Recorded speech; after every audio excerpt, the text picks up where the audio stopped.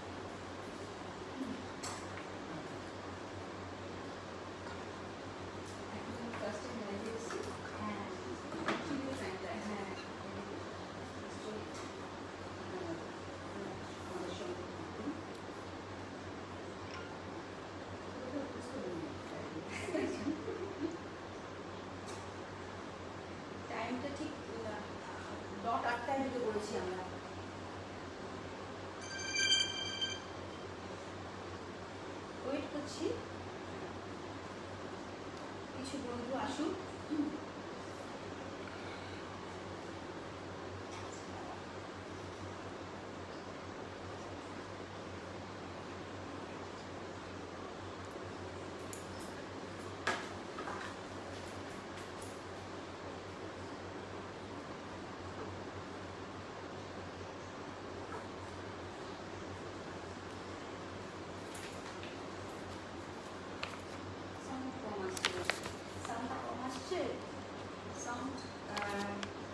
এবার সাউন্ডটা ঠিক আছে? একটু বলুন সাউন্ড ঠিক আছে কিনা। অ্যাকচুয়ালি আমরা তখন ট্রাই করছিলাম, এখন সাউন্ডটা ঠিক আছে কিনা একটু জানান প্লিজ। ভয়েস শুনতে পাচ্ছি না, কিচ্ছু শোনা যাচ্ছে না। ক্যামেরাটা আরো কাছে নিলে হয়তো সাউন্ডটা আসবে।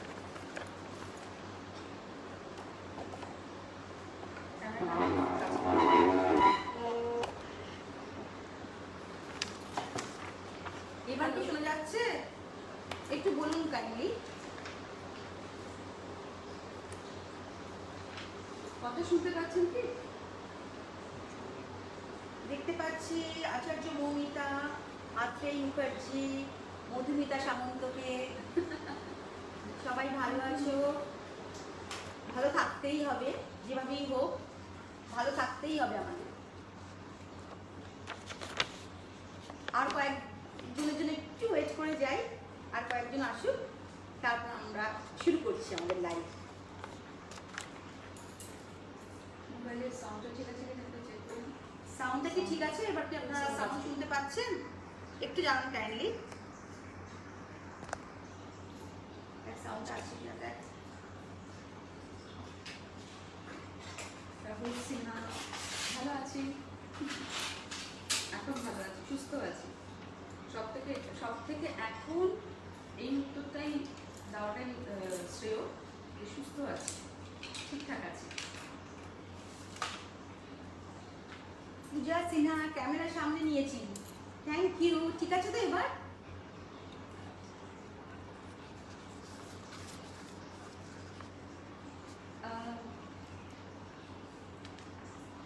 না, এখনো সাউন্ড ঠিক নেই। কেউ বলছে ঠিক আছে, কেউ বলছে ঠিক নেই। এনিওয়ে আমরা জোরে কথা বলার চেষ্টা করছি। আমার গলার সাউন্ড একটু কম আছে। এনিওয়ে আমরা চেষ্টা করছি জোরে কথা বলার। আমি তো জোরে কথা বলছি, শোনা যাচ্ছে? শোনা গেলে একটু আমাদের কাইন্ডলি জানান। ভালো আছি, সুমিতা মজুমদার, ভালো আছি। মধুমিতা চ্যাটার্জি, হ্যাঁ এখন ঠিক আছে। Okay, thank you so much.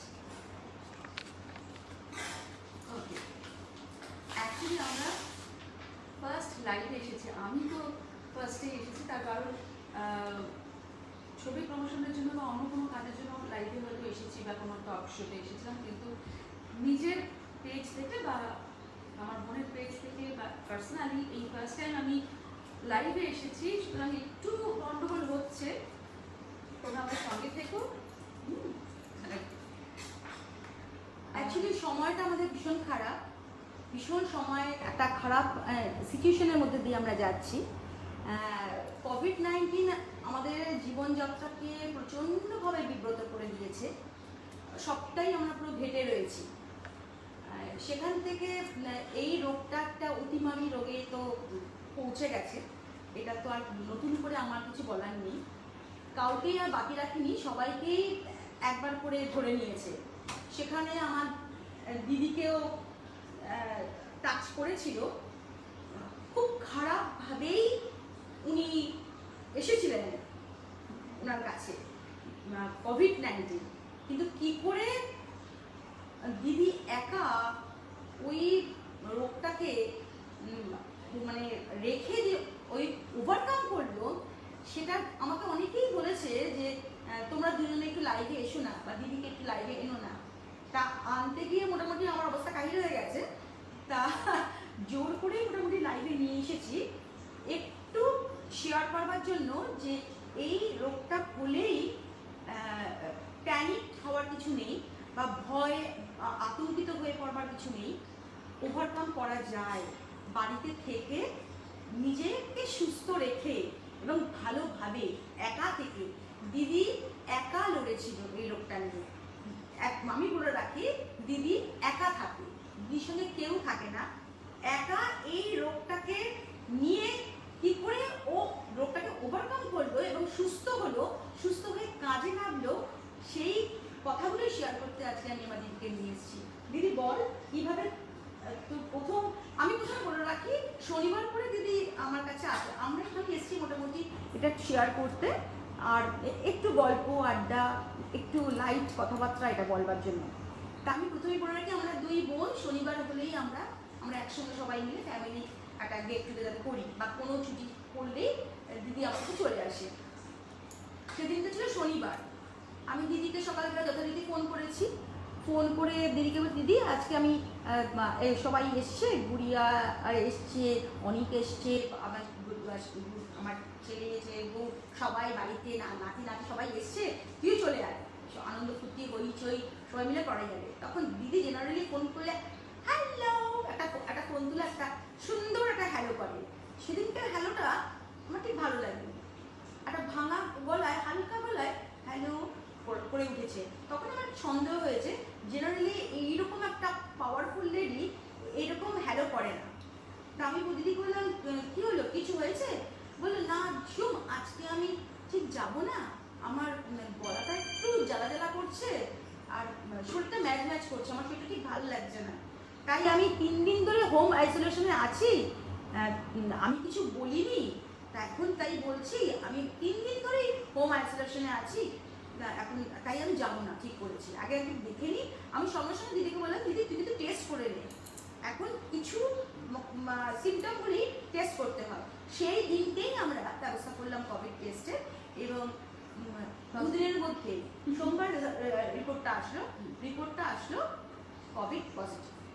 তারপরে ঘটনাটা দিদি বলবে। সবার এখন যা চলছে, আমাদের সত্যি কথা বলতে কি, একটা আমার বন্ধুর লেখা একটা কথা আমার মনে পড়ে গেল, গান ছিল, পৃথিবীর মন ভালো নেই। আমার খুব হন্ট করে কথাটা, যে সত্যি আমরা খুব খারাপভাবে আছি এই অতিমারির মধ্যে, প্রত্যেকেরই। শুধু আমি তো নই, মানে আজকে আমি এসে বলছি আমার অভিজ্ঞতার কথা, কিন্তু অনেক, মানে কি বলবো, এখন সবাইকেই এই রোগটা কোনো না কোনোভাবে ছুঁয়ে গেছে। হ্যাঁ, কেউ খুব খারাপ অবস্থার মধ্যে দিয়ে গেছে, কেউ সুস্থ হয়ে উঠেছে, আমি তাদের মধ্যে একজন, আমি ফরচুনেট।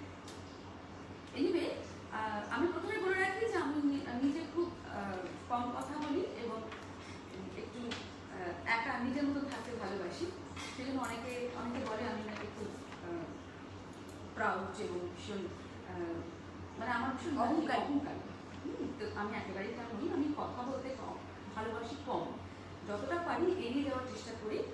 আর আমার ঠিক অপোজিট ক্যারেক্টার হচ্ছে এই যে আমার বোন বসে আছে, সবসময় কিছু না কিছু একটা হ্যাপেনিং চাই, অলওয়েজ কিছু না কিছু চাই। তো আজকে জোর করেই আমাকে প্রায় নিয়ে এসেছে, কারণ ওর বন্ধু বান্ধবরা বা আমার ফেসবুক ফ্রেন্ডস অনেকেই বলেছে যে তুমি কেন লাইভে আসো না। তো আসলাম। আসলে আমি আর বোন দুজনে খুব ছোটোবেলা থেকে যে কোনো কথা খুব শেয়ার করতে ভালোবাসি, নিজেদের মধ্যে শেয়ার করি, বন্ধু ভীষণইভাবে বন্ধু। আর আমাদের আলাদা কোনো বন্ধু খুব একটা প্রয়োজন হয় না। আছে হয়তো ওর অনেক বন্ধু আছে, আমার খুব কম বন্ধু আছে, লিমিটেড 2-3 জন বন্ধু ছাড়া কাছের বন্ধু নেই। তো আমরা দুজনে সব কথা শেয়ার করি। তো আমরা সবসময় খুব গল্প গুজব করতাম। আজকে মনে হলো আমরা যেসব টপিক নিয়ে এমনও হয়েছে যে আমরা সারা রাত গল্প করেছি, ভোর 4টে বেজে গেছে, আমরা টপিক নিয়ে গল্প করি। তো আজকে ভাবলাম যে ঠিক আছে আমরা দুজনে তো গল্প করি সবসময়, চারিদিকে একটা দম বন্ধ করার একটা পরিবেশ, এখন আবার নতুন একটা আতঙ্ক। সত্যি কথা বলতে কি প্রথম লকডাউনটা মোটামুটি আমরা আনন্দ করে বাড়ির মধ্যে থেকে কাটাতে পেরেছি, কিন্তু এই লকডাউনটা না ভীষণ সাফোকেটিং, ভীষণ কষ্ট, কারণ প্রচুর মৃত্যু আসছে, ওটা নেওয়া যাচ্ছে না। তো সেজন্য ভাবলাম যে আপনারা আপনাদের সঙ্গে যারা বন্ধু আছেন, যারা ছোট আছেন, বড় আছেন, সবাই সবার সঙ্গে একটু শেয়ার করি। হয়তো আপনাদেরও মন ভালো লাগবে, আমাদেরও মন ভালো লাগবে। এক্স্যাক্টলি, সেই জন্যই আসা। আর আপনাদের কোনো কোয়েশ্চেন থাকলে সেই কোয়েশ্চেনগুলো আপনারা করতে পারেন, আমরা রিপ্লাই করব। আর তুই বল, তুই কিভাবে কোভিড যখন তোর হ্যাঁ এই রোগটা যখন আসলো কিভাবে কিভাবে তুই কাটালি, হ্যাঁ যেটা এই 14 দিন তোর তোর কিভাবে তুই এটাকে ওভারকাম করলি সেটা একটু বল। আমার প্রথম যখন সিমটম ধরা পড়লো আমি নিজেই বুঝতে পেরেছিলাম। তার বেশ কিছুদিন আগে থেকে আমি শুটিং বন্ধ করেছিলাম, কারণ আমার যেখানে আমি থাকি তার চারিপাশে, পাশের ফ্ল্যাটে, নিচের ফ্ল্যাটে, উপরের ফ্ল্যাটে, সব জায়গাতেই কোভিড পজিটিভ। আমি নিজেই একটু ভয় পেয়ে গিয়েছিলাম। আমি নিজেকে ঘরের মধ্যে গৃহবন্দী করে রেখেছিলাম বেশ 10-12 দিন ধরে, কিন্তু কোনোভাবে এই রোগটি আমাকে ছাড়েনি। কিন্তু আমার যখন সিমটম ধরা পড়লো, আমার গলায় একটু ব্যথা, কাশি শুরু হলো, হালকা হালকা জ্বর, তখন আমি একটু ভয় পেয়েছিলাম। এবং একা একা যেহেতু আমি থাকি, আমার মনে হয়েছিল যে আমার এরকম সর্দি কাশির ধার আমার আছেই, গার্গল করবো, একটু বেতন নেবো, হয়তো ঠিক হয়ে যেতে পারে। অ্যাজিথ্রোমাইসিন একটা ওষুধ আছে, সেটাও আমি খেয়েছিলাম, ক্যালপল খাচ্ছি। 3 দিন পরে যখন জ্বরটা কমছে না কিছুতেই, তখনই আমার বোনের ফোন আসলো, আজকে রাত্রিবেলা ডিনারে আয়। আমি তখন আমি ভাবলাম যে যাওয়াটা উচিত হবে না, কারণ আমি কিন্তু ভয় পেয়ে গেছি ওদের। আমি ওকে খুব ক্ষীণ গলায় বললাম যে না রে, আমি আজকে যেতে পারবো না, আমার শরীরটা ভালো নেই। সঙ্গে সঙ্গে আমার বোনের হাজব্যান্ড, আমার খুব ভালো বন্ধু, সব আমরা 3 জনে খুব ছোটবেলা থেকেই ভালো বন্ধু, সঙ্গে সঙ্গে ঠিক করলো যে না, তোকে এই মুহূর্তে টেস্ট করতে হবে, আর একদিনও দেরি করা চলবে না। টেস্ট করলাম এবং 2 দিন পরে রিপোর্ট আসলো পজিটিভ, এবং আমার রিপোর্ট যথেষ্ট খারাপ ছিল। সিটি লেভেল ছিল 16। আমি যেটা জানতাম না, যে ওকে বলা হয়নি, জানতাম না, কারণ ওই ব্যাপারটা চেপে গিয়েছিল। কিন্তু ভেতরে ভেতরে ওরা ঠিক করেছিল যে যদি খারাপ কিছু হয় তাহলে নার্সিংহোমের কথা বলে রেখেছে, সব কিছু বলে রেখেছিল, কিন্তু আমাকে বলা হয়নি। আমি আস্তে আস্তে যখন দেখলাম যে জ্বরটা কিছুতেই কমছে না, জ্বরটা ছিল 103 জ্বর আমার 3 দিন ধরে চলছে। আর আমাদের যে হাউস ফিজিশিয়ান ছিলেন, যিনি সবসময় আমরা যখনই প্রবলেম হয় ওনার সঙ্গে কথা বলি, উনি একটা মেডিসিন দিয়েছিলেন, সেটা আমি স্টার্ট করে দিয়েছিলাম। কিন্তু যখন পজিটিভ আসলো এবং মানে রিপোর্টটা যথেষ্ট খারাপ ছিল, তখন আমাকে অন্য একজন ডক্টর অনেক আমি খুব গর্ব করে বলি, সে আমার স্টুডেন্ট, আমাদের স্কুলেরই স্টুডেন্ট, আমাকে ট্রিটমেন্ট করলো এবং খুব সুন্দর করে কিছু মেডিসিন দিল। এবং আমি খুব লক্ষ্মী মেয়ের মতো সেই সমস্ত মেডিসিন ঠিক যা যা বলেছি, যখন টেস্ট করতে বলেছে তখন টেস্ট করেছি, ব্যবস্থা করেছে, আমার বোন ব্যবস্থা করেছে। কিন্তু যেটা আমি বলার, সেটা আমার এতটা জ্বর ছিল, আমি এতটা উইক হয়ে গেছিলাম, গলায় অসহ্য যন্ত্রণা, গলায় ব্যথা, এবং টেস্ট নেই, স্মেল নেই, চোখের এই কোশ্চেনটা প্রচণ্ড যন্ত্রণা, মাথা কেটে যাচ্ছে, অনেক কিছু, আর গলা দিয়ে আমি আওয়াজ বের করতে পারছিলাম না। ফোনে আমি কথা বলতে পারতাম না, ফোনে কথা বলতে গেলে আমি হাঁপাতাম, আর কাশতাম, হাঁপাতাম। এবং ধরো আমি কিচেনের দিকে যাবো, আমার এমনভাবে মাথাটা ঘুরতো, আমি চলে যেতাম অন্যদিকে, আমি দেওয়াল ধরে ধরে লিটারেলি হাঁটতাম। এইভাবে আস্তে আস্তে আমি 4টে দিন এইভাবে কাটিয়েছিলাম। আমার মেডিসিন আর লাঞ্চ বোন সাপ্লাই করতো, গিয়ে কিরকম না একটা অদ্ভুত লাগতো, যে জেলের কয়েদিদের মতো মনে হতো, যে আমাকে কেউ দেখতে আসতে পারছে না, আমি কাউকে দেখতে পারবো না, বাইরে থেকে খাবার রেখে চলে যেত। কিন্তু আমার তখন মনে হলো যে না, এটা ভাবলে চলবে না, আমাকে কিন্তু এটা একটা হয়েছে, রোগটা এসেছে, আমাকে ওভারকাম করতে হবে, আমাকে শক্ত থাকতে হবে, কুল থাকতে হবে। যেটা আমি বলার জন্য আমি এখানে আজকে এসেছি, আমি সেটাই বলার চেষ্টা করছি, যে রোগ তো আসবে, এটা খুব খারাপ একটা ডিজিজ, যেটা শরীর এবং মনটাকে শেষ করে দেয়। মানসিক দিক দিয়েও মানুষ ভেঙে পড়ে, কিন্তু ভাঙলে চলবে না, রোগটাকে জয় করতে হবে, এইটা ভেবে আমি এগিয়ে গেছি। এবং 4 দিন পর আমার যখন জ্বর, আমি অনেকটা জোরে কথা বলছি, আমি গলাটা এরপরে আমার ভেঙে যাবে, এমনিতেই আমার গলাটা খুব খারাপ অবস্থা, কোভিডে আমার গলার সাউন্ডটা নষ্ট করে দিয়েছে। তো আচ্ছা, যদি আমরা ক্যামেরাটা আরেকটু সামনে আনি তাহলে কি আমরা পারবো? এখন তুই বলতে থাক। সাউন্ড কম আসছে, ক্যামেরাটা একটু কাছে রাখলে ভালো, শোনাই যাচ্ছে না। এক সেকেন্ড, ক্যামেরাটা অনেকটা কাছে আনতে হবে, শোনা যাচ্ছে না, সাউন্ড একদম নেই। ক্যামেরা আরো কাছে আনো। ওকে, হ্যাঁ, হ্যালো, এবার কি শোনা যাচ্ছে? সবাই বলছে ক্যামেরাটা কাছে দাও। হেডফোন লাগিয়ে শুনতে হচ্ছে, এরকম অবস্থা কেন? সাউন্ডের এই অবস্থা কেন? শোনা যাচ্ছে?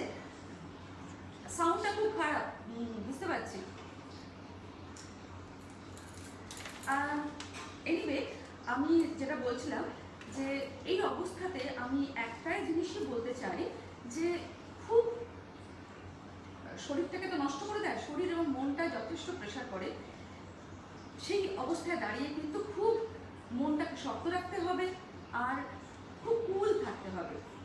আর যেটা হয়েছিল, যখন আমার জ্বর 103-এর নিচে নামছিল না, তখন আমার যে ডক্টর, যে ট্রিটমেন্ট করছিল, সে একটা মেডিসিন আমাকে বলেছিল, যেটা যথেষ্ট স্ট্রং এবং তাতে অনেক সাইড এফেক্টস আছে। আমি আর বোন ঠিক করলাম যে না, ওটা আমি নেব না, আমি চেষ্টা করব ব্রিদিং এক্সারসাইজ করে। আমার স্যাচুরেশন লেভেলটা মোটামুটি ঠিক ছিল, কিন্তু একদিন একটা এই অবস্থার মধ্যেই একটা দুর্ঘটনার খবর আমাদের সামনের ফ্ল্যাটে একটা দুর্ঘটনার খবর যখন আমার কানে আসে, তখন আমি মানসিকভাবে ভেঙে পড়ি। কিন্তু সারা রাত সেদিন আমার ঘুম হয়নি, এবং আমার খালি মনে হয়েছিল যে আমি যদি চোখটা বন্ধ করি তাহলে আমি সকালটা দেখতে পারবো না। সেই দিন আমার প্যানিক অ্যাটাক হয়েছিল, সেই দিন আমার স্যাচুরেশন নেমে গিয়েছিল 88, এবং যেটা খুব অ্যালার্মিং। সবাই, যেটা ডক্টররা আমাকে বারবার বলেছিল, 93 নিচে নেমে গেলেই কিন্তু হসপিটালাইজ। কিন্তু আমার 88 তখন রাত 11টা। আমি যদি সেই সময় শান্ত না থেকে আমি যদি আমার বোনকে বা আমার মা বাবাকে বলতাম যে আমার এই অবস্থা, সেদিন আমি যতটা প্যানিক হয়েছিলাম, সেদিন আমাদের থেকে ওরা অনেক বেশি ঝামেলায় পড়লো। ও এর মধ্যে বলে রাখি, ও আমাকে ভিডিও কল করে ওর মেডিক্লেম কোথায় আছে সেটা দেখাচ্ছিল। হ্যাঁ, যে বোন, এখানে আমার মেডিক্লেমটা আছে। সেটাই আমি ভিডিও কল করে মেডিক্লেম কোথায় আছে, আমার পেপারস কোথায় আছে, কোন চাবি দিয়ে এটা খোলা যায়, কার কাছে, আমার ড্রাইভারের কাছে কোন চাবি আছে, সে কোথায় থাকে, সমস্ত কিছু আমি ওকে বলতে শুরু করলাম কোনোভাবে, আস্তে আস্তে। ও তখন বলছে, তুই এত সব কথা বলছিস কেন, আমি বুঝতে পারছি না। কিন্তু ও জানে না তখন আমার স্যাচুরেশন লেভেল 88, আস্তে আস্তে 88 থেকে 87 আসছে। সেই দিন রাত্রিবেলা আমি সারা রাত বাইরে বারান্দায় বসে হোল নাইট 10 মিনিট অন্তর অন্তর ইন্টারভেলে আমি প্রাণায়াম শুরু করলাম, ব্রিদিং এক্সারসাইজ শুরু করলাম। সারা রাত আমি ব্রিদিং এক্সারসাইজ করতে করতে করতে করতে সকালবেলা 6:30 নাগাদ আমার আস্তে আস্তে স্যাচুরেশন উঠে 92 হলো। আমি ভীষণ স্বস্তি পেলাম, ঠিক আছে 92তে তো উঠেছি, এরপরে নিশ্চয়ই আরও পারবো। তারপর বেলা বাড়ার সবসময় আমি জানাইনি, মা বাবাকে তো জানার প্রশ্নই আসে না, আমি জানাইনি। কিন্তু আমার কেন জানি না আমার মনে হয়েছিল যে আমি পারবো, আমি ওভারকাম করতে পারবো। কারণ আমি এরকম অবস্থাতে যে শরীরটা খারাপ হওয়ার কথা, অতটা তো শরীর খারাপ আমার হচ্ছে না, আমি তো নিঃশ্বাস নিতে পারছি, তাহলে আমি বোধ হয় আমাকে হসপিটালে যেতে হবে না। কিন্তু পরে আমি শুনেছি ওরা সমস্ত কিছু ঠিক করে রেখে দিয়েছিল, এমনকি অ্যাম্বুলেন্সও করে রেখে দিয়েছিল। কিন্তু সেই রাত্রে আমি শুধু নিজের চেষ্টায় কাম থেকে মনের জোরে আমি ওভারকাম করেছি। তারপরে যখন আমাকে জ্বর যখন কমছে না, যে মেডিসিনটা দিয়েছিল লাস্ট মেডিসিন, সেই মেডিসিনটা আমি আর বোন ঠিক করলাম যে আমরা নেব না, একদিন দেখবো আর একটা দিন দেখে যদি দেখি যে আমার জ্বর কমছে না, 103-এর ওপর জ্বর, আমার যদি জ্বর না কমে আমি নিশ্চয়ই মেডিসিনটা দেবো। আমি বোন বললে একটা দিন দেখবি, আমি শুন একদিন আমাকে টাইম দেবে। তারপর একদিন আমরা দেখেছি এবং ঘন্টায় ঘন্টায় ওকে আমি আমার টেম্পারেচার বলেছি, স্যাচুরেশন বলেছি, ওর সঙ্গে যোগাযোগ রেখেছি। আমি একটাই কথা বলতে চাই, এই রোগটা সত্যিই অতিমারী। মানুষকে না এই রোগের সময় আমরা যদি দূরে ঠেলে রাখি বা তাদের কাজ, আমরা তো কাছে যেতে পারবো না জানি, কিন্তু দূর থেকেও কাছে থাকা যায়। যেটা জ্বলন্ত উদাহরণ হচ্ছে আমার বোন, দূর থেকে সমানে মনিটরিং করে গেছে, এখন কি অবস্থা, কি খাবি, এটা খা সেটা খা। এই যে একটা দূর থেকে একটা তোমাকে সাহায্য করা, মেন্টাল স্ট্রেন দেওয়া, একটা এই সময়টা বিশেষ করে যখন মানসিকভাবে মানুষ ভীষণভাবে ভেঙে পড়ে, তখন দিদি কোনো খাবার খেতে পারছিল না, বলছে বোন মনে হচ্ছে আমি ইট পাটকেল খাচ্ছি, আমি তাই তুই খা, বলছে মনে হচ্ছে আমি গিলছি, কিন্তু ও সেটা গিলেছে। কেন কি আমাকে সুস্থ হতে হবে। কোনো টেস্ট পাচ্ছিলাম না, এত সুন্দর রান্না করে, ও প্রচন্ড ভালো রান্না করে, ও আমার জন্য নানান রকম রান্না করে করে পাঠাতো। আমি সবসময় খুব স্ট্রিক্ট ডায়েটে থাকি, এই সময় আমি খুলে আমাকে বলছে তুই সব খাবি, অনেক খা, বেশি করে প্রোটিন খা, এত ভালো করে রান্না করে পাঠাতো। কিন্তু আমি একটা রান্নার টেস্ট পেতাম না, যেন মনে হচ্ছে আমি কাদা না ঘাস খাচ্ছি, না ইট পাটকেল খাচ্ছি, না কাগজ খাচ্ছি, কিন্তু সেগুলো আমাকে খেতে হবে এটা মনে করে আমি বড় বড় গ্লাসে লেবু চেপটানোর মতন ক্ষমতা আমার ছিল না, লেবু স্কুইজ করতে পারতাম না, এত হাতে ব্যথা, এত যন্ত্রণা আমার সমস্ত জয়েন্টগুলোতে। তো তবুও আমি চেষ্টা করেছি লেবুর জল করে ওই জল দিয়ে গিলতে, হাত সব কিছু দলা করে করে গিলতাম, যাতে আমি উঠে দাঁড়াবো, আমাকে বাঁচতে হবে, আমাকে উঠে দাঁড়াতে হবে, আমাকে কাজে ফিরতে হবে। আমার সব থেকে বড় প্রায়োরিটি হচ্ছে আমাকে বেঁচে কাজে ফিরতে হবে, এটাই আমি সবসময় মনে করেছি এবং আমি পেরেছি। এবং সব থেকে বড় কথা, যেদিন আমার নেগেটিভ রিপোর্ট এসছে, আমি অনেকদিন ভুগেছি, যেদিন আমার নেগেটিভ রিপোর্ট এসছে তার পরের দিনই ভোর 6টার সময় আমি বেরিয়ে জোকাতে আউটডোর শুটিংয়ে গেছি। আমার যেন মনে হচ্ছিল পৃথিবী ঘুরছে, আমি রেস্ট নিয়ে তবুও আমি মনে করেছি না, মরে তো যাবো না, একটু শরীর খারাপ হবে, ঠিক আছে, কাজে আমাকে ফিরতেই। লেবু জল খেয়ে আমি শুটিং করে এসেছি। তো আমার মনে হয় যে মনোবলটা খুব দরকার। এই সময় ভেঙে পড়লে চলবে না, আমার কি হয়ে গেল, আমি বোধহয় আর বাঁচবো না, আমার খুব কষ্ট হচ্ছে, এটা না ভেবে।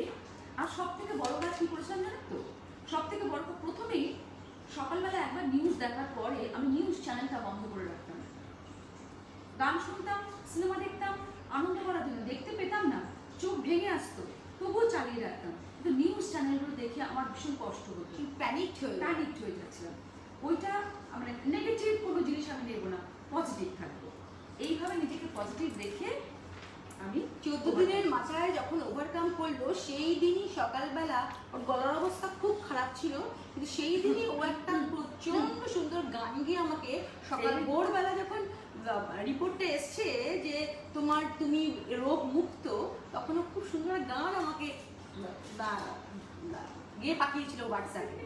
কিন্তু তার জন্য আমাদের একটু সেই গানটা আমি দিদিকে বলবো, রিকোয়েস্ট করবো আপনাদের সবার সামনে একটু দু লাইন অন্তত শোনাতে, কিন্তু একটু সাউন্ডের প্রবলেম হচ্ছে, গানটা যাতে সুন্দর করে শুনতে পারে তার জন্য একটু 2 মিনিট একটু আমরা টাইম নিয়ে নিচ্ছি, একটু দেখে নিচ্ছি যে সাউন্ড ভালো করা যায় কিনা।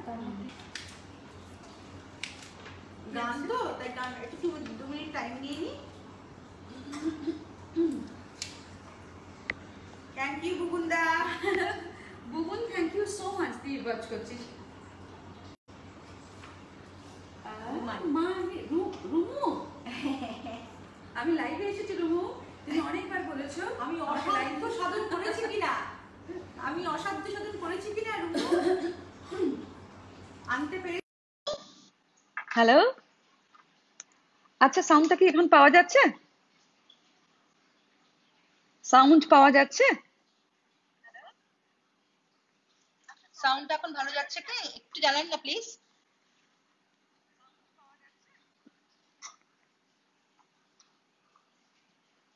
হ্যাঁ একদম ভালো আছে? বলছে হ্যাঁ একদম একদম ক্লিয়ার আন্টি। অনেকক্ষণ থেকে আমি অনেক কথা বললাম, আমি হাঁপিয়ে গেছি বলতে বলতে, কিন্তু একটা সাউন্ডও তোমাদের কাছে হয়তো পৌঁছয়নি।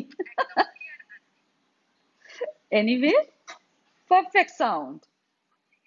এটা যে কেন আগে মনে পড়লো না। Anyway, thank you so much. আমি আবার ফেরত যাচ্ছি, আমি টাইম চেয়ে নিয়েছিলাম কিছুক্ষণের জন্য। যেদিনকে কোভিড নেগেটিভ আসলো আমার কাছে ভোরবেলা, সেদিনকে ও একটা গান আমাকে গেয়ে পাঠিয়েছিল। আমার মনটা জাস্ট জানি না কেন আমি ভরে গেছিল। আমি আমার অনেক কাছের বন্ধুকে সেই গানটা ফরওয়ার্ড করেছিলাম। সেই গানটা আমি রিকোয়েস্ট করব সবাইকে একটু শোনাতে। হয়তো ওর গলার অবস্থা খুব ভালো না, খুবই খারাপ, কিন্তু তবু 2-4 লাইন একটু শোনা। অ্যাকচুয়ালি রাত্রিবেলা কোভিডের রিপোর্টটা এসেছিল, নেগেটিভ রিপোর্টটা রাত্রিবেলা এসেছিল। তো রাত্রে আমি তো তাড়াতাড়ি শুয়ে পড়ি, 9:30টার মধ্যে শুয়ে পড়েছিলাম। সকালবেলা উঠে যখন রিপোর্টটা নেগেটিভ দেখেছি, আমার যে কি আনন্দ হয়েছিল, কারণ যেন আমার মনে হচ্ছে আমি মানে মুক্ত, আমি এখন বাড়ি থেকে বেরোতে পারবো। আমি সেই দিন যেন মনে হচ্ছে আমি ছুটে বেরিয়ে যাই, ছুটে আমি বোনের কাছে চলে আসি, কি মার কাছে চলে যাই। আমার যে কি আনন্দ লাগছিল, আমার বারান্দায় বসে আমার এত ভালো লেগেছিল। আমি একটা গান ওকে গেয়ে পাঠিয়েছিলাম, শোন, আমার মনের আনন্দের জন্য এটা গাইলাম, খারাপ হয়েছে তবুও তুই শোন। 2 লাইন গাইলাম, আপনাদের খুব প্রিয় গান নিশ্চয়ই। কি মিষ্টি দেখো মিষ্টি, কি মিষ্টি সকাল, কি মিষ্টি দেখো মিষ্টি, কি মিষ্টি সকাল। নীল পাহাড়ের চূড়ায় চূড়ায় আলোর আভায় লাল হয়েছে মিষ্টি সকাল, কি মিষ্টি দেখো মিষ্টি, কি মিষ্টি সকাল। সুর ঝরে না মানা মানে না, ডালা মেলে দেয় মোর উড়ে ময়না। সুর ঝরে না মানা মানে না, ডানা মেলে দেয় উড়ে ময়না। মন পবনের দোলা লাগছে কি মিষ্টি সকাল, কি মিষ্টি দেখো মিষ্টি, কি মিষ্টি সকাল। গলাটা খুব খারাপ, ক্ষমা করবে। আমি ক্ল্যাপ দিয়ে দিচ্ছি। আচ্ছা ঠিক আছে, থ্যাংক ইউ। এবার আমি একটা প্রশ্ন করি, একটু তোমাদের কারোর কোনো কিছু প্রশ্ন থাকলে আমাদের বলতে পারো, দিদিকে কিছু বলার থাকলে। আর একটু থ্যাঙ্কস জানিয়ে দিই সঞ্চিতা, দীপান্বিতা, অর্পিতা ভট্টাচার্য, দিশা। দিশা বলছে তুমিও ভালো থেকো। হ্যাঁ, তুমিও ভালো থেকো, তোমরাও ভালো থেকো। এখন এটাই আমরা সবাইকে বলবো, ভালো থেকো, সুস্থ থেকো, আনন্দে থেকো। গার্গী, আচ্ছা গার্গী বাবা ভালো থেকো বাবু। নীলাম রাজ, ও খুব হ্যাঁ নীলাম খুব ভালো। সুজাতা, আহ গুড়িয়া, আমার সোনা গুড়িয়া দেখছিস বাবু? এনিওয়ে, আবার কি কি একটু প্রশ্ন করি? একটু আমার সবসময় মনে প্রশ্ন। যেটা মনে হয়েছে সেই প্রশ্নটাই করছি, যে এই যে এখন যে অনলাইন ক্লাসগুলো চলছে, যে একাধারে তুই তো স্কুলের একটা বিদ্যাভারতী স্কুলের টিচার, একসঙ্গে তুই আবার তার সাইমালটেনিয়াসলি তুই আবার ক্লাসিক্যাল ডান্সার, তার সঙ্গে তুই এখন অভিনয়টাও করছিস খুব মনোযোগ দিয়ে। হুম তাতে তো এখন তো দেখছি যে সবকিছু হুম। এখানে কিন্তু দেখাচ্ছে না। ওকে,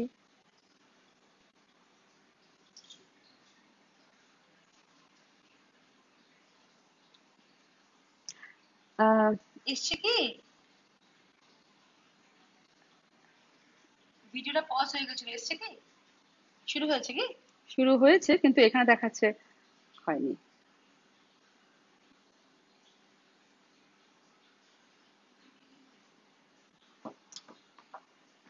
আচ্ছা, থ্যাংক ইউ।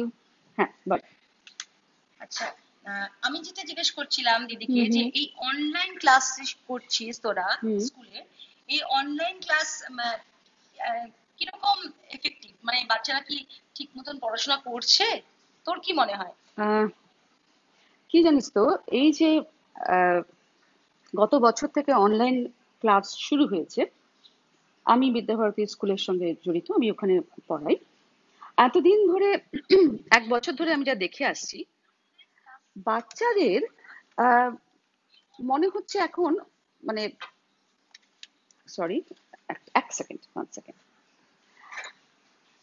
এই যে বাচ্চাদের অনলাইন ক্লাসটা শুরু হয়েছে, এতে খুব আহ, ভালো কিছু হচ্ছে বলে তো মনে হচ্ছে না। তার কারণ বাচ্চাদের একটা অদ্ভুত প্রবণতা এসে যাচ্ছে, ফাঁকি দেওয়া, ফাঁকি দেওয়ার একটা প্রবণতা। তার কারণ আমরা যে ক্লাসরুমে ক্লাস করি, সেটা তো একটা একটা রুমের মধ্যে থাকে, প্রত্যেকে একসঙ্গে রয়েছে এবং আমার সঙ্গে ইন্টারাকশন হচ্ছে। আমি ওদের সঙ্গে ইন্টারাক্ট করছি, আমাকে ওরা দেখতে পাচ্ছে, আমি কথা বলছি এবং মনোযোগ দিয়ে শুনছি, আমি সবাইকে দেখতে পাচ্ছি চোখের সামনে, আমি ওদের শাসন করতে পারছি, সবকিছু করতে পারছি। কিন্তু একটা ছোট্ট ডিভাইসের মধ্যে কেউ ল্যাপটপে, কেউ বা মোবাইলে করছে, বা মোবাইল কেউ কেউ হাতে নিয়ে নিয়ে ঘোরে, এমনও আছে হাতে নিয়ে ঘুরছে। আর সবার ঘরের অ্যাম্বিয়েন্স বা সমস্ত পরিবেশ কিন্তু সমান হয় না। হ্যাঁ, এক একজনের এক এক রকম হয়। একটা বাচ্চা যদি ছোট্ট একটা ছোট বাচ্চা, তো সে ডিভাইস, ছোট একটা ডিভাইসের সামনে বসে আছে, বারবার তার বাবা ঢুকছে বা মা ঢুকছেন বা অন্য কেউ ঢুকছে বা পেছনে দাঁড়িয়ে আছে, ওর কিন্তু কনসেন্ট্রেশনটা ব্রেক করছে। পড়াশোনা ক্লাসরুমে যেটা হয়, এখানে কিন্তু হেল এন্ড ইভেন ডিফারেন্স। তো সেক্ষেত্রে আমার মনে হয় অত মনোযোগ দিয়ে কাজটা করতে পারে না বেশিরভাগ ক্ষেত্রে। যারা খুব মনোযোগী আমি তাদের কথা বলছি না, যারা খুব মনোযোগ দিয়ে পড়াশোনা করে আমি তাদের কথা একদম বলছি না। কিন্তু আরেকটা কথা, এই যে ছোট ডিভাইসের মধ্যে কাজ করতে করতে না এমন হয়ে গেছে মানুষের, ওদের তো চোখের প্রবলেম তো হচ্ছেই, বাচ্চাদের চোখের প্রবলেম হচ্ছে। আর একটা যেটা নেগেটিভ একটা আমার মনে হয়, যে ওরা ভীষণ মিথ্যা কথা বলতে শুরু করেছে, যেটা আমি ফিল করি ক্লাস নিতে নিতে। আমার মনে হয় যে ধরো লেট করে এসেছে ক্লাসে, হঠাৎ ঘুমিয়ে পড়েছিল, ঘুম থেকে উঠে কোনো মতে এইটুকু দেখাচ্ছে, ইউনিফর্মটাও পরেনি, চুলটাও ঠিক মতন আঁচড়ায়নি, এইটুকু দেখাচ্ছে, বা অন্ধকারের মধ্যে শুধু কপালটুকু দেখতে পাচ্ছি। যদি ওকে ঠিক মতন ক্যামেরা ঠিক মতন জায়গায় রাখো বলা হয়, তখন দেখা গেল ইউনিফর্মটাই পরেনি, ঘুম থেকে উঠে লেট করেছে।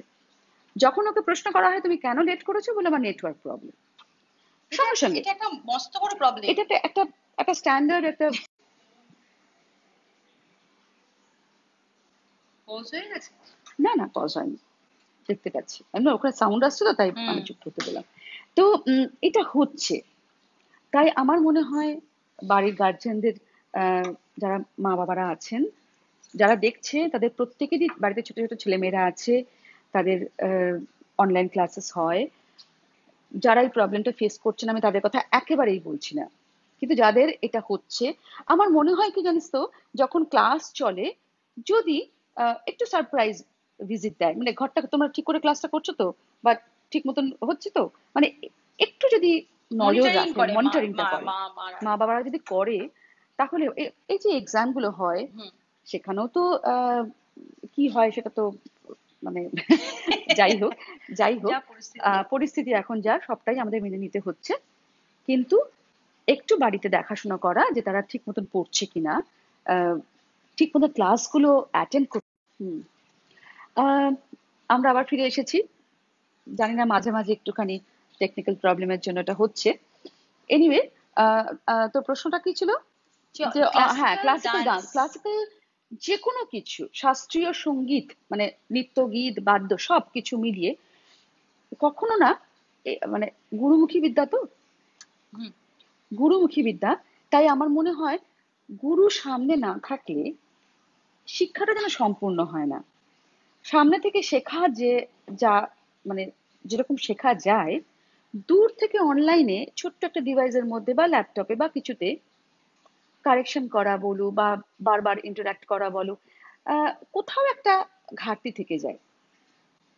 আর এখন যা শিল্পীদের অবস্থা, খুব খারাপ খুব অবস্থা। খারাপ অবস্থা। সবচেয়ে ক্ষতিগ্রস্ত আমার মনে হয় শিল্পী আমরাই। মহল, শিল্পী মহল সব থেকে ক্ষতিগ্রস্ত। আর গত বছর থেকে যে অবস্থায় দাঁড়িয়েছে, মানে অনেকেই আহ, অন্য প্রফেশন বেছে নিতে বাধ্য হয়েছে। সত্যি সেই জন্য মানে আমার সত্যি খুব খারাপ লাগে। আমরা ওভারকাম, ওই যে যেরকম ভাবে আমি বলছি না মন শক্ত রাখতে হবে, আমরা ওভারকাম করব। এই আবার আমরা সুন্দর একটা পৃথিবী আসবে, আবার নতুন করে আমরা স্টেজে উঠবো, মঞ্চে আমরা দর্শকদের সামনে দাঁড়াবো। আর এই যে ভার্চুয়াল প্রোগ্রাম হচ্ছে, ভার্চুয়াল প্রোগ্রাম করে আমি স্যাটিসফাই হই না, কিছুতে মানে স্যাটিসফ্যাকশন আসে না। গান তবুও গাওয়া যায়, কিন্তু নাচটা করে শান্তি পাওয়া যায় না। তার কারণ হচ্ছে দর্শককে আমি দেখতে পাচ্ছি না। এই যে স্টেজে উঠে দর্শকের হাততালি পাওয়া, অ্যাপ্রিসিয়েশন পাওয়া, এটা যে কতটা আনন্দ দেয় শিল্পীকে, সেটা শুধু শিল্পীরাই বোঝে। যারা শিল্পী আছেন আমাদের আমার সঙ্গে, আমাদের দুজনের সঙ্গে আছেন, তারা প্রত্যেকেই বোঝে যে এটা যে কি আনন্দের সেই মুহূর্তটা, সেটা পাওয়া যায় না। হ্যাঁ, প্রচুর কমেন্টস আসে, সেটা সেইটুকু পেয়ে আমাদের খুশি থাকতে হয়, ভিউজ দেখি তাতেই খুশি থাকতে হয়, কিন্তু কোথাও একটা মানে মনের ওই দিক থেকে মনের অন্ধকারে খিদেটা, অন্ধকারে ছোট ছোট ছোট মাথাগুলো যে দেখা মনের যায় না। খিদেটা, হ্যাঁ মনের খিদেটা মেটে না। তবে আমরা নিশ্চয়ই আবার নতুন করে স্টেজে আমরা পারফর্ম করতে পারবো নিশ্চয়ই। হয়েছিল, শুরু হয়েছিল, আমাদের সুন্দর শুরু নিজেদের হয়েছিল, দোষেই আমাদের নিজেদের দোষে একদম হলো, নিজেদের দোষ, তাই না? একদম নিজেদের দোষ। মানে আমরা এই শাসনটা মানতে পারলাম না, একদম বেরিয়ে গেলাম। আর এই যে আমাদের এত সোশ্যাল ডিস্টেন্সিং বলছে, এত মাস্ক পরা, এগুলো কেমন কেন যেন হঠাৎ করে আমরা ভুলে গেলাম, ভুলে গিয়ে খুলে আম বেরোতে শুরু করলাম। তারপরে অনেক অনেক আছে, অনেক কিছু প্রবলেম আছে, তো সেগুলো আমরা সবাই জানি, সেটা নতুন করে বলার কিছু নেই। আর একটা আমারও মনে হয় জানিস দিদি, আহ, আহ, নাচটা করছি কিন্তু সামনে কিছু গোল নেই। সামনে গোল নেই তো, হ্যাঁ, ওই জন্য না কোনো মানে ঘন্টার ইচ্ছে পর ঘন্টা আসে না। প্র্যাকটিস করে যাচ্ছি, প্র্যাকটিস করে যাচ্ছি, সামনে কিন্তু একটা সামনে প্রোগ্রাম, সামনে একটা একটা ওটা। প্রোগ্রাম থাকলে কি হ্যাঁ, আনন্দ, সামনে একটা প্রোগ্রাম আছে তার জন্য প্র্যাকটিস করতে হবে, তার জন্য এই ড্রেস এই কস্টিউম করতে হবে, হ্যাঁ, কত তাকে ঘিরে আমাদের কত স্বপ্ন, একদম ঠিক। স্বপ্নটাই তো দেখতে পাচ্ছি না। শুধু প্র্যাকটিস, শুধু পরিশ্রম করে যাচ্ছি। আর সবার বাড়িতে পরিশ্রম করা বা প্র্যাকটিস করার মতন বাড়ির পারিপার্শ্বিক অবস্থাও কিন্তু নেই।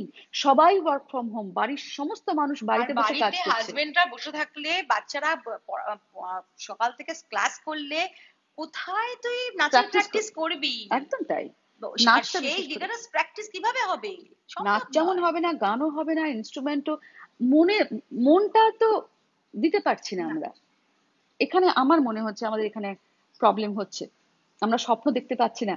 আমাদের শিল্পটাকে ঘিরে যে স্বপ্ন আমরা সবসময় দেখি, সেটা দেখতে পাচ্ছি না, কিন্তু আমরা আশাবাদী। কিন্তু আশাবাদী। আমরা হারবো না, একদম সামনে ভালো দিন আসছে, আসতেই হবে। এবং সমস্ত শিল্পীরা আমরা হাতে হাত মিলিয়ে, কাঁধে কাঁধ মিলিয়ে আবার আমরা শিল্পীরা মঞ্চে উঠবো একদম দর্শকদের সামনে। একদম।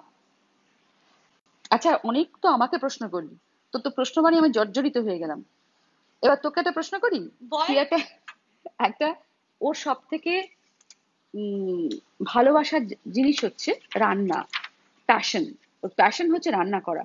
আমাদের তুই নানান রকম রান্না করে খাওয়াস, বন্ধু বান্ধবদের খাওয়াস, আত্মীয় স্বজনরা তোর মানে রান্না খেয়ে মুগ্ধ।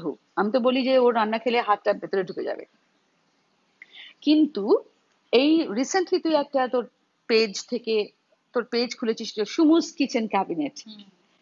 নতুন একটা পেজ করেছে, খুব সুন্দর সুন্দর ঘরোয়া রান্না, যেসব রান্নাগুলো আমরা ভুলতে বসেছি, যেগুলো আমরা করে উঠতে পারি না, সময় সাপেক্ষ ব্যাপার, সেগুলো করে করে আপনাদের সামনে ও হাজির করছে। এবং সত্যি ভীষণ ভালো। এবং এই রিসেন্ট যেটা দিয়েছিস সেখানে 25,000 ভিউজ, প্রচুর অ্যাপ্রিসিয়েশন পাচ্ছে। তো এইটা তোর কেমন লাগছে, নতুন একটা ভেঞ্চার? ভীষণ ভালো লাগছে। প্রথমত মার কাছ থেকে প্রথম রান্নাটা শেখা, মানে মাকে দেখে যে মা নিত্য নতুন রান্না করছে, সবাইকে খাওয়াচ্ছে, বাড়িতে কেউ গেস্ট আসলেই মা আগের দিন থেকে সেই প্রিপারেশন শুরু হতো, মনে আছে মা সেই মাংসের চপ করতো, তো নানা রকমের রান্না, কি সুন্দর, এক একটা সময় এক এক রকম রান্না, মার থেকেই তো শেখা নানা রকমের করে কিভাবে পরিবেশন করতে হয়, সবই মার কাছ থেকে শেখা। বাড়ির লোককেও সেভাবে করতাম। এখন ইচ্ছে হলো যে একটা পেজ খুলে একটু শেখাই পুরোনো দিনের রান্নাগুলো, মানুষ আজকালকার জেনারেশনদের যদি একটু ইন্সপায়ার করতে পারি, তাই শুরু করে দিলাম। ভালো লাগছে ভীষণ।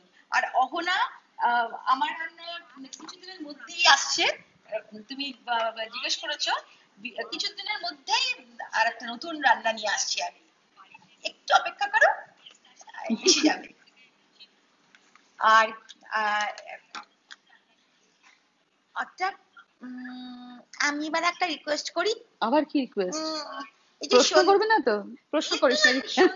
এই যে কফিটা নিয়ে বসেছি, আমার কফিটা ঠান্ডা হয়ে গেছে। হ্যাঁ, গরম কফি খাও। হ্যাঁ, কফিটা নিয়ে বসেছি, কফি খাচ্ছি,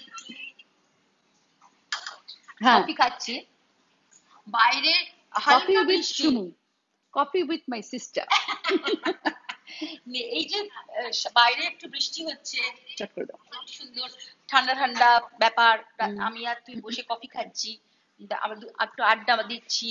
আমরা এমনি জেনারেলি আমরা এই সময় আড্ডাই দেই। আজকে সবাই রয়েছে, সবার সঙ্গে আড্ডা দিচ্ছি।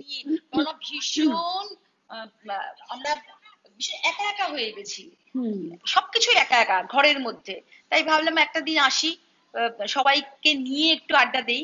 তা এই কফি খেতে খেতে, আর বাইরে হালকা একটু বৃষ্টি পড়ছে, সেরকম কিছু নয়, একটু হালকা বৃষ্টি, ঠান্ডা ঠান্ডা লাগছে।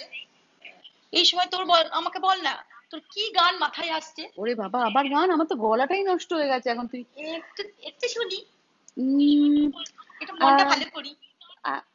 একটা কথা বলতে পারি যে আমার বোন, শুধু বোন তো নয়, ও আমার বেস্ট ফ্রেন্ড। তো আমরা সবসময় গল্প করি, আড্ডা মারি, কখনো ঝগড়া করিনি। হ্যাঁ, জীবনে ঝগড়া হয়নি আমাদের। ঝগড়া, খুনসুটি ঝগড়া কখনো হয়। সেটা তো তোর এত স্যাক্রিফাইসিং অ্যাটিটিউডের জন্য, সারাক্ষণ স্যাক্রিফাইস করে গেছে ছোট থেকে। তো যখন ছোট ছিলাম সারাক্ষণ আমার স্যাক্রিফাইস করে গেছে, আমি যা চেয়েছি দিয়ে গেছে, এখনো তাই। দিদি চুপ, আমি বক বক করে যাই, ননস্টপ কথা বলে, আমি ননস্টপ কথা বলি, ঝগড়াটা হবে কি করে? আমার রিকোয়েস্টটা তুমি করো না। বাবারে, গানগুলো তো মনে থাকে না। এনিওয়ে, এখন সন্ধেবেলা কফি নিয়ে একটাই কি গান মাথায় আসছে? সন্ধ্যাবেলা তুমি আমি বসে আছি দুজনে, তুমি বলবে আমি শুনবো, তুমি বলবে আমি শুনবো, তুমি বলবে। ঝিরি ঝিরি বাতাসে দূরে ওই আকাশে ডানা মেলে উড়ে চলি, চলো না। আর কিছু জানি না, কোনো বাধা মানি না, যা বলিতে চাও তুমি বলো না। ঝিরি ঝিরি বাতাসে দূরে ওই আকাশে ডানা মেলে উড়ে চলে, চলো না। তারপরে কি আছে? আর কিছু জানি না, কোনো বাধা মানি না, যা বলিতে চাও তুমি বলো না, তুমি শুনবে আমি বলবো। সন্ধ্যাবেলায় তুমি আমি বসে আছি দুজনে, তুমি বলবে আমি শুনবো তুমি বলবে, আমি শুনবো শুনবো তুমি বলবে। তোমরাও কিছু বলো। তোমরা যদি প্রশ্ন তুমি বলো। আম, আর কে কি বলছে একটু দেখে নি। দেখে বল। সুমদি একটা নাচ, নাচটা ঠিক এই মুহূর্তে লাইভে কি করে? লাইভে এই তো গানের সঙ্গে সুন্দর করে নাচলাম বসে বসে। নাচটা ঠিক এই মুহূর্তে হবে না। এই যে বসে বসে নাচলাম সন্ধ্যাবেলায়, বসে আছি দুজনে, অল্প ছোট্ট তুমি করে বলবে ডান্স হবে আমি কি? শুনবো। আহ, না না, অল্প ছোট্ট করে নাচ হবে না। আহ, আচার্যি, মৌমিতা, দারুণ দারুণ, তোমাদের মতন আমরাও দুই বোন, কিন্তু আমাদের খুব ঝগড়া হতো। দুই বোনের সবসময় ঝগড়া হয়, পিঠে পিঠে থাকলে ঝগড়া হয়। আমাদের হতো না, সেটা দুজনের নেচার একটু আলাদা, সেই জন্য হয়তো। আহ, ও প্রচন্ড কথা বলে, প্রচন্ড দুষ্টু, প্রচন্ড খুনসুটি করতো। আহ, মানে ওকে ঠিক সামলানো যেত না, এখনো আছে সেরকমই। কিন্তু আমি একদম চুপ, সবসময় সাইলেন্ট মোডে থাকতাম। সেই জন্য ঝগড়াটা হবার একটা তো বেস চাই না, আমিও কথা বললাম ও কথা বললো, দুজনে তবে তো যুক্তি তক্ক, তবে তো ঝগড়া। ঝগড়া হতো না সেই জন্য। ও চুপ, ও চুপ, ও চুপ, ও চুপ, আমি বক বক। তা হুম ঝগড়াটা হবে কি করে? আচ্ছা, পড়ানা দে হুম। লিখেছে পরের গানের এপিসোড কবে আসবে? কবে আসবে? আর কয়েকদিন অপেক্ষা করো, চলে আসবে, হ্যাঁ। ফাটাফাট চলে আসবে। আহ হুম মুরগ মুসাল্লাম বানিয়েছিল, হুম। ওর হাজবেন্ড বলেছে গিফট করবে, এখনো করেনি। ও সো সুইট। অত্রেই সেনগুপ্তা। মুরগ মশলা হ্যাঁ, বিশাল একটা কমপ্লিকেটেড রান্না, খুব কিন্তু খুব সুইট ভালো করে বানিয়েছো। শিখে তারপরে বানিয়েছে হাজবেন্ডকে তো, খাওয়া। বানিয়ে ওর হাজবেন্ড বলেছে ওকে গিফট করবে, কিন্তু ও এখনো করেনি। ও করে সো ফেলবে। সুইট। লকডাউন এখন তো কোথা থেকে, ওই অ্যামাজন থেকে গিফট করতে পারে। অ্যামাজন থেকে না কিনে বাইরে, যে লকডাউনটা শেষ হবে, বাইরে গিয়ে একদম ভালো করে ভালো দামি গিফট আদায় করো। ছোটখাটো গিফট না, ভালো দামি গিফট আদায় করো। আর কি, ভেরি গুড।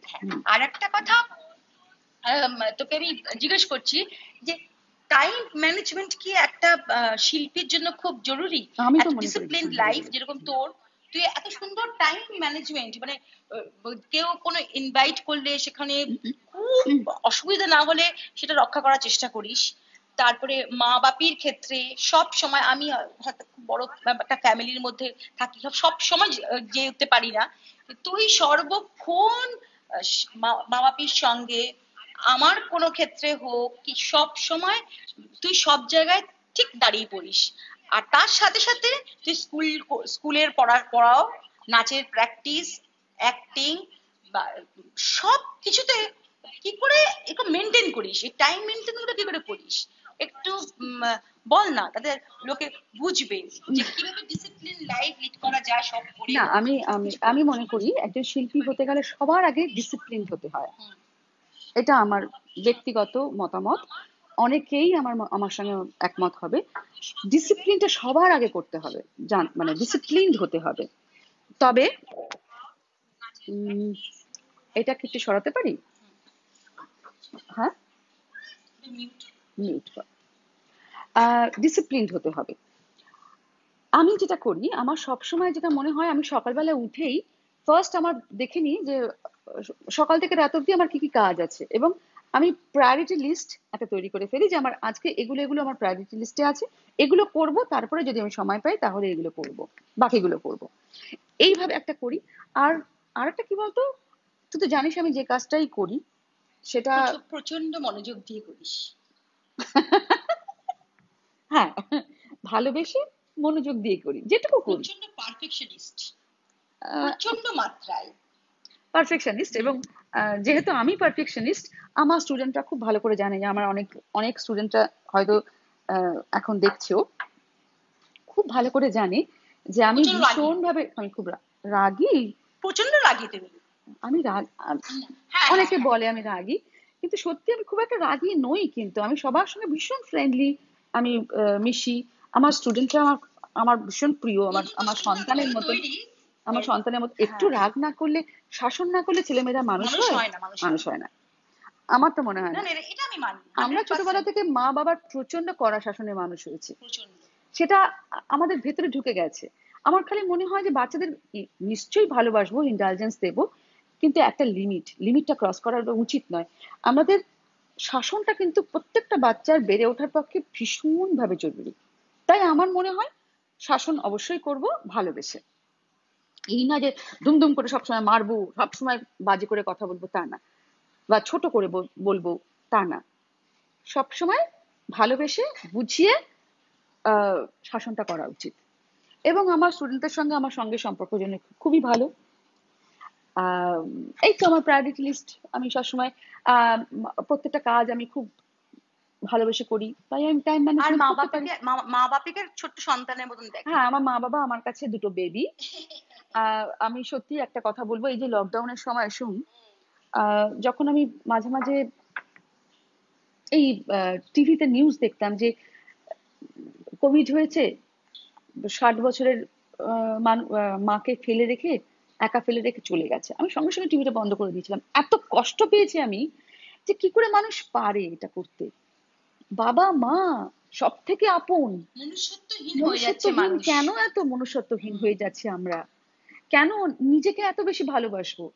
অবশ্যই মানুষকে নিজেকে ভালোবাসে, কিন্তু অপরকে, বাবা মাকে ছেড়ে দিয়ে পালিয়ে যাচ্ছি, আপনজনকে ছেড়ে রেখে চলে যাব, এরকম ভাবনা চিন্তাটা কি করে মানুষের কাছে আসে? মানুষ তো, সে তো পশু নয়, ঠিকই। তাই না? তো সেই জন্য আমার কাছে আমার দুটো বেবি হচ্ছে আমার বাবা মা। আমি যেদিন নেগেটিভ, আমি বললাম যে ভোরবেলা উঠে আমি শুটিং এ বেরিয়ে গিয়েছিলাম, যেদিন আমার নেগেটিভ রিপোর্ট আসলো সকালবেলা, ভোরবেলা আমি 6টার মধ্যে শুটিং এ বেরিয়ে গেছি।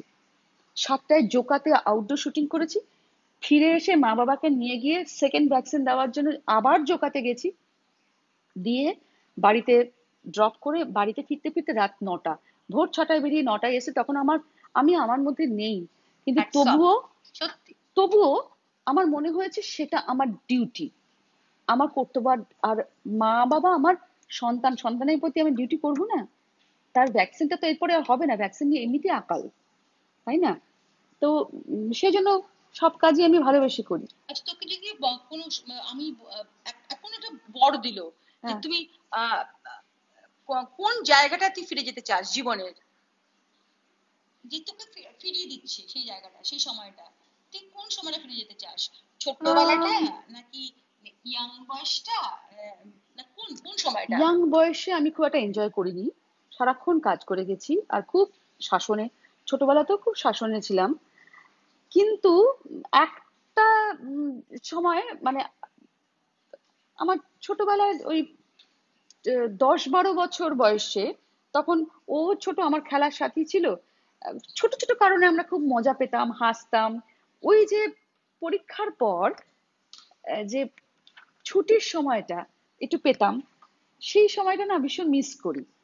ফিরে যেতে চাই না, তুই তো বলবি এখনই ফিরে, ওখানে ফেরা মানে বাবা, প্রচন্ড মার বকুনি। মার বকুনি। একদম ফিরতে চাই না। কিন্তু আমার মনে হয় যেগুলো আমি মিস করেছি, যেগুলো পারিনি করতে, যদি আবার নতুন করে শুরু করতে পারতাম, খুব মানে ওই জন্য মনে হয় তুমি যে সব করেছো, তুমি সব করেছো। হ্যাঁ।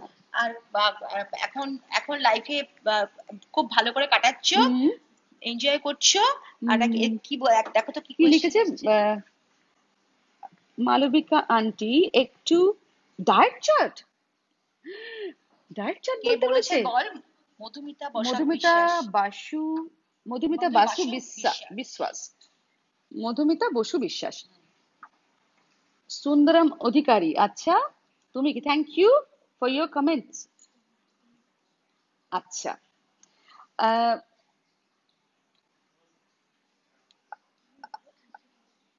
আচ্ছা আচ্ছা, এখানে দেখছি তোমার আচ্ছা diet chart diet chart liquid. Liquid না। লিকুইড ডায়েট চার্টটা শুনলে না মোটামুটি লিকুইড। কেউ, ওর ডায়েট চার্ট শুনলে মোটামুটি লিকুইড। শসা, টক দই আর জল খাও। হ্যাঁ, ডায়েট তো চার্ট জেনে লাভ নেই। জেনে লাভ নেই, তোমরা পারবেও না। আমি অনেকদিন ধরে করছি, আমার খুব একটা অসুবিধা হয় না, তাই সবার জন্য সম্ভব নয়। সবার জন্য সম্ভব নয়। এটা একটা মানে বডিতে থাকতে হয়, না হলে ওটা ঠিক পারা যায় না, আচ্ছা, সম্ভব নয়। সুন্দরম কি লিখেছে দেখছি, আমি তো দেখতেও পাচ্ছি না, তারাও দেখি একটু। আচ্ছা, গুড়িয়া কি লিখেছে দেখ দেবলীনা ধর। ওয়াও, লাইফ ইজ, কি লিখেছে? চারুলতা প্রামাণিক, দুজনে ভালোবাসা, সুন্দর আড্ডা হচ্ছে। সুন্দরম চারু, তুমি মালবিকা ভালো দি, থেকো। এই তো। সুন্দরম লিখছে, মালবিকা দি ভীষণ ভালো মনের মানুষ, আমার ডান্স আইডল। আচ্ছা, প্লিজ আমার মেসেজটা পড়ো। পড়লাম। সুন্দরম খুব ভালো ছেলে, খুব সুন্দর, ও নাচ টাচ করে খুব। আমি ওর স্কুলেও গিয়েছিলাম, ভালো, খুব ভালো ছেলে। নাচ করছো তো? হুম। এখন একটু প্রবলেম আছে কিন্তু বন্ধ করো না কিন্তু। আহ দেবলীনা, গুড়িয়া, লাইফ ইজ গুড়িয়া হচ্ছে আমাদের খুব আদরের, আমাদের আদরের গুড়িয়া। কি লিখেছে? Since you are a fighter yourself, তুমি মনের জোর কিভাবে রাখো, কিভাবে নিজেকে ইন্সপায়ার্ড রাখো? কি বলছে? গুড়িয়া জিজ্ঞেস করেছে। গুড়িয়া কি জিজ্ঞেস করেছে? গুড়িয়া আমার বোনের মেয়ে, ও আমারই মেয়ে, ছোটবেলা থেকে আমার একদম মানে ছায়া সঙ্গী ছিল। Since you are fighter yourself, তুমি মনের জোর কিভাবে রাখো, কিভাবে নিজেকে ইন্সপায়ার্ড রাখো। আমি প্রথমেই বলেছিলাম গুড়াই, আহ, যে মনের জোরটাই সব থেকে বেশি, যখন খুব আহ মন ভেঙে যায়, শরীর ভেঙে যায়, তখন তো তখন তো উঠে দাঁড়াতেই হবে। ব্যাক অফ দ্য মাইন্ডে একটাই কাজ করে, যে আমাকে উঠে দাঁড়াতে হবে এবং কাজ করতে হবে, কাজ করে যেতে হবে, আমাকে অনেকদিন বাঁচতে হবে, ভালোভাবে বাঁচতে হবে।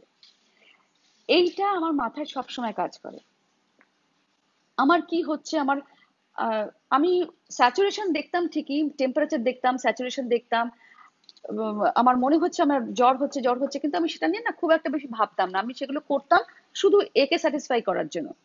ও সমানে প্রশ্ন করতো, দিদি কত জ্বর হচ্ছে, কত ইয়ে হচ্ছে, আমাকে পাঠা, আমাকে স্যাচুরেশনের ছবি তুলে আমাকে হোয়াটসঅ্যাপ কর। সেই জন্য আমি করতাম, কিন্তু আমি খুব একটা বেশি তাকানোর চেষ্টা করতাম না। আমি চাইতাম নিজেকে ভালো রাখতে। গুড়িয়া খুব ভালো করেই জানিস যে আমি খুব পজিটিভ থাকতে ভালোবাসি। আর সব থেকে বড় পজিটিভিটি আমার বোন, সব সময় আমার সঙ্গে থাকে, সব সময় একটা বাইরে থেকে সাপোর্ট, আমার সাপোর্ট সিস্টেম। আমার অক্সিজেন তো শু, এই অক্সিজেন তো ও থাকলেই আমার সব ঠিক, সব ঠিক ঠিক জায়গায় থাকি। আমি সব কাজ করে ফেলতে পারবো, আমি অসাধ্য সাধন করতে পারবো যদি ওর সঙ্গে থাকে। আচ্ছা, অহনা, অহনা লিখেছে, রূপসাকে লাইভে আনো। আজকে তো রূপসা প্রিপেয়ার্ড না। পরের তোর পরের যে রেসিপিটা তুই দেখাবি সেখানে তো রূপসা থাকবে মনে হচ্ছে। পরের রেসিপিতে রূপসা আসবে, আর লাইভে যদি যখন আমি আর দিদি আসবো, ডেফিনেটলি ওকে আনার চেষ্টা করবো। হ্যাঁ, আজকে ও প্রিপেয়ার্ড নয়, তাই আজকে একটু আনা ডিফিকাল্ট হয়ে যাচ্ছে। কি আছে, কি বলছে? প্লিজ ডুয়েট সং, শুন আমার সঙ্গে গান গাইবি? এইটা ভালো, বাপরে বাপ, এইটা ও ভালো জিনিস। সব সব করতে চায়, ছোট্টবেলা থেকে ও গানটা কিছুতেই গাইতে চায় আমার না। বসে কাজ ভালো লাগে না, আমার বেশ পরিশ্রমের কাজ। আমাকে সুইমিং দাও, আমি করে দেবো, ওয়াটার ব্যালে আমি করবো, নাচ করব, আমি এই সমস্ত কাজ, রান্না দাও আমি করবো। ছোটবেলা থেকে আমি বলছি একটা কথা, ছোটবেলা থেকে যোগাসন, এক্সারসাইজ ওর হয়ে আমি করে দিতাম। সব সময় সবাসনে থাকতো। বাপি যখনই এসে জিজ্ঞেস করতো, তুমি এখনো শুয়ে আছো? না না, এই জাস্ট আমি সবাসন, একটু শেষ করে সবাসনে গেলাম, সবাসন করছি। সব সময় সবাসনে থাকতো। আর গান, সুইমিংটা যে করতো। হ্যাঁ, খুব ভালো সুইমিং করতো। সেটা রাখিনি, সেটা ওর ব্যাপার। না, খুবই এখন এখন আর এখন এই সমস্ত দুঃস্বপ্ন। তবে সাইক্লিং আর সুইমিং কখনো কেউ ভোলে না। এখন আমার আগের মতনই স্পিড আছে। কিন্তু আর আরেকটা সুইমিংটা খুব হচ্ছে, ভালো জানো। আমি হ্যাঁ, আরেকটা খুব একটা গম্ভীরতম প্রশ্ন করছি দিদিকে, এটা করি। উফ, আবার প্রশ্ন এই আছে, বল প্রশ্ন করে, এই প্রশ্ন করে আমি শেষ করছি, বল। বেশি আর প্রশ্ন করবো না। আমার একটা, আমি খুব হতাশ হয়ে যাই একটা জিনিস দেখে, যে এই সেলিব্রিটিটা যখনই কোনো জিনিস পোস্ট করে, কোনো ফটো পোস্ট করলো, কি তার কোনো বক্তব্য কিছু পোস্ট করলো, বা তার কোনো কাজ পোস্ট করলো, প্রচন্ড খারাপ খারাপ কমেন্টস কেউ কিছু কিছু দেয়। এটা এটা শুনতে তোর কি মনে হয়, কেন মানুষ এত মানে মনুষ্যত্ব হারিয়ে ফেলেছে? আমার ওদের কমেন্টস গুলো দেখলে মনে হয় এত পচা পচা কমেন্টস, যে ওই দুর্গন্ধ যুক্ত কমেন্টস, যে ওগুলো কোনো ভদ্র মানুষ ভদ্রভাবে লিখতে পারে না। আর একজন সেলিব্রিটি হওয়া মানে সে অনেকটা কাজ করেছে, তবেই সে সেই জায়গায় পৌঁছেছে, অনেক পরিশ্রম অনেক করে একটা পরিশ্রমের জায়গায় ফল সে পৌঁছায়। ওখানে গিয়ে পৌঁছেছে, দর্শক তাকে নিচ্ছে। কিন্তু এখন কি হয়েছে বলতো, কি হয়েছে বলতো? সেলিব্রিটি বলতে যেটাকে মানে ওই যে বলছিস তুই এই ওয়ার্ডটা, আহ, একটু যদি কেউ পরিচিতি পায়, আমি সেলিব্রিটি কথাটা বলছি না, একটু পরিচিতি পায়, একটু ফেসবুকেই বল বা সোশ্যাল মিডিয়া একটু পরিচিত মুখ হলো, সে যদি কিছু পোস্ট করে বা একটা কিছুই না একটা ছবি দিল কি একটা গান গাইলো কি, এটা করতেই পারে, যে কোনো মানুষের সেটা অধিকার আছে। এটা তার সোশ্যাল একটা প্ল্যাটফর্ম, সেখানে আমি যা খুশি আমি আমি আমার ইচ্ছা মতন আমি ছবি পোস্ট করতে পারি, আমার অধিকার আছে। কিন্তু যারাই একটু পপুলার থাকে বা অনেক পরিশ্রম করে একটা জায়গায় পৌঁছেছে, তাদের প্রতি মানুষের একটা বিতৃষ্ণা মনোভাব আমি দেখেছি কেন ইদানিং হচ্ছে। সম্মানটা নেই? কেন সম্মানটা কমে সম্মানটা যাচ্ছে দিতে কেন? যাচ্ছে না। আমার মনে হয় কি জানিস তো, মানুষ তো ভালো নেই, হুম মানুষ ভালো নেই, বেশ কিছুদিন হলো মানুষ ভালো নেই। আর আমাদের দুটো সত্তা আছে, একটা ভালো একটা খারাপ। যখন ভালোটা ডমিনেট করে তখন আমি ভালো থাকি, আর যখন খারাপটা ডমিনেট করে, আর লক্ষ লক্ষ লোক ফেসবুকে আছে, সবাই যে ভালো থাকতে হবে তার তো কোনো মানে নেই, নানান ধরনের মানুষ আছে, তারা এইসব বাজে কথা বলে, খারাপ উক্তি দিয়ে, মানুষকে ছোট করে, বাজে কথা বলে কোনোভাবে প্লেজার পায়। হ্যাঁ, কিন্তু উম, কি করা যাবে, কিছু তোর তো কি করার মনে নেই। হয় এটাকে ইগনোর করা উচিত? আমার মনে হয় ইগনোর করা, কারণ আমি নিজে খুব শান্তিপ্রিয়, তুই তো সবসময় জানিস, আমি আমি সবসময় খুব শান্তিতে থাকতে কোনো ভালোবাসি, কন্ট্রোভার্সি থাকতে কন্ট্রোভার্সির ভালোবাসিস না? মধ্যে আমি একদম থাকতে ভালোবাসি না। সেই জন্য আমার কি মনে হয়, আমরা আমাদের অধিকার যা আছে, আমাদের আমাদের রাইট আছে, আমরা ফটো পোস্ট করতে পারি, আমরা সবকিছু করতে পারি। ওদেরও রাইট আছে ওদের কথাবার্তা বলা, ওরা ওরা যদি মনে করে যে হ্যাঁ ছবিটা খারাপ, ওরা যদি মনে করে আমি বলবো খারাপ, বলতেই পারে। কিন্তু আমাদের মনে হয়, আমার ব্যক্তিগতভাবে মনে হয়, আমি মনে করি ইগনোর করা উচিত। ইগনোর করলে, তুমি ইগনোর যদি করতেই থাকো কতদিন ওরা কথা বলবে। Ignore is the best policy. একদম, আমার মনে হয় তাই, যে এদেরকে খুব একটা বেশি কাউন্ট না করাই ভালো। তা মোটামুটি আজকে আমাকে সবাই খুব হুম রিকোয়েস্ট করেছিল হুম দিদিকে নিয়ে আসার জন্য। তা আমি সাকসেসফুল দিদিকে আনতে, দিদিকে লাইভে নিয়ে এসেছি। আর এখন মোটামুটি আমরা শেষ করতে চলেছি। হুম অঙ্কিতা দে, মালবিকা আন্টি, আমি রূপরেখা, আমাদের আমাদের রূপস তুমি দেখছো, খুব ভালো লাগছে। দেবাঞ্জলি ঘোষ রায়চৌধুরী বাহ, সঙ্গে থাকো, সঙ্গে আছি খুব তো। ভালো লাগছে। আহ, আমাদের মোটামুটি আড্ডার শেষের দিকে চলে এসেছি। আচ্ছা, অঙ্কিতা দে ও লিখেছে, মালবিকা আন্টি আমি আপনার ডান্সের খুব খুব বড় ফ্যান, আমি আপনার সাথে ডান্স কি সাথে ডান্স সংক্রান্ত সংক্রান্ত বিষয়ে বিষয়ে পার্সোনালি পার্সোনালি যোগাযোগ যোগাযোগ করতে করতে চাই, চাই, প্লিজ প্লিজ হেল্প হেল্প করবেন। করবেন। অবশ্যই, তুমি আমাকে মেসেঞ্জারে মেসেজ করো, আমি নিশ্চয়ই তোমার সঙ্গে কথা বলে নেব। এখন তো সব বন্ধ আছে, একটু পরিস্থিতি একটু স্বাভাবিক হোক, নিশ্চয়ই সব আবার আগের মতন হয়ে যাবে, তখন আমরা কথা বলবো। হুম, আচ্ছা, তো আমরা অনেকক্ষণ আড্ডা মারলাম, অনেকক্ষণ বকবক করলাম, জানি না আপনাদের ভালো লেগেছে কিনা। যাই হোক, আমরা তো শেষের দিকে। শেষের দিকে একটা গান দিয়ে শেষ কর না। শেষ করছি তো, শেষ করছি, টাটা বাই বাই করে চলে যাচ্ছি আমরা। আবার একদিন আসবো। ডুয়েট চাইছে তো, গায়ে গা আমার সঙ্গে গা। না তুই একাই গা, আমি তোর সঙ্গে বসে আছি। আমরা এখন লাইভটা শেষ করতে চলেছি, তার আগে ঠিক আছে, একটা দু লাইন করে দিচ্ছি। উম, আগে ছিল শুধু পরিচয়, পরে হলো মন বিনিময়। আগে ছিল শুধু পরিচয়, পরে হলো মন বিনিময়। শুভ লগ্নে হয়ে গেল শুভ পরিণয়, শুভ লগ্নে হয়ে গেল শুভ পরিণয়। তাই যখনই ডাকে জানি তুমি দেবে সারা। এই জীবন যেন নদীর মতো গতিহারা দিশাহারা, ওগো তোমার আকাশ দুটি চোখে আমি হয়ে গেছি তারা, ও আমি হয়ে গেছি তারা। সকলে খুব ভালো থাকবেন, সুস্থ থাকবেন, আনন্দে থাকবেন, পজিটিভ থাকবেন, একদম। আর কোনো নেগেটিভ রাখবেন না, না, প্যানিক হবেন না, ভালো থাকার চেষ্টা করবেন, সুস্থ থাকবেন, বাড়িতে থাকবেন, ফ্যামিলিকে নিয়ে আনন্দে থাকবেন যতটা পারবেন। আর আমি আরেকটা কথা বলে দিই, সবাই বলছে সোশ্যাল ডিস্টেন্সিংটা প্লিজ মেনটেন করবেন। যে কদিন আমরা এই কোভিডের সিচুয়েশনের মধ্যে আছি, এবং মাস্কটা অবশ্যই পরবেন প্লিজ। এখানে যেন না থাকে, এখানে থাকে, কথা বলতে বলতে বারবার এটা যেন না হয়।